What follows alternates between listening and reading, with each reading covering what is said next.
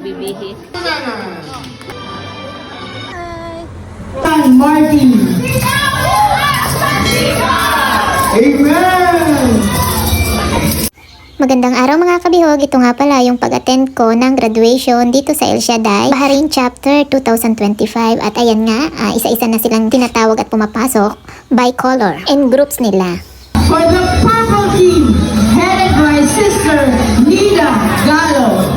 May kwento ko nga lang pala mga kabihog, medyo matagal-tagal din pala, 10 taon na kasi ako dito, ngayon taon ko lang nalaman na meron pala ditong El Shaddai. At ayun nga, isa sa mga naging kasama ko sa bahay ang siyang nagdala sa akin dito. Green team, headed by the team leader, Brother Leo Martinez. Dahil akala ko ay walang ganito dito, doon lang sa may amin sa Pinas. At ayan nga, per group na silang pumapasok at nagpaparade. Paikot-ikot muna syempre bago umupo sa kanilang upuan na segregated.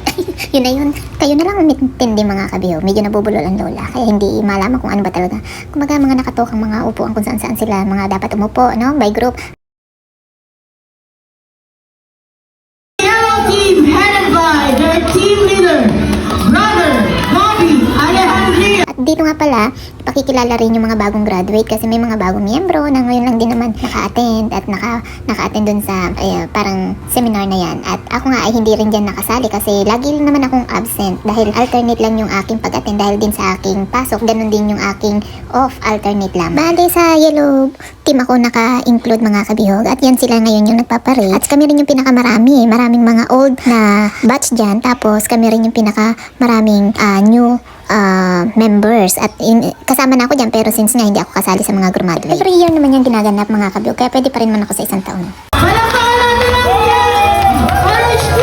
At pag yan ay pinagkaloob ni Lord ay makakagraduate din ako dyan mga kabiyog next year. Ewan ko lang mga kabiyog kung ako lang nakakaramdam nito kasi pagka ganito yung mga kasama mo mga think positive lang syempre pati ikaw na-attract sa think positive. Team Magenta, headed by yours truly, Sister Len.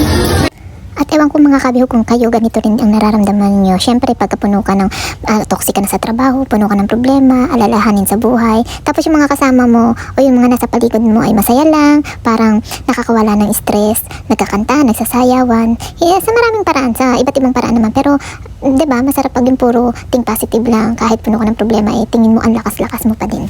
At yun nga mga kabihog, siyempre mas masarap pa rin na lagi mong nasa gitna nyo ang Panginoon. Siyempre ganyan naman tayo.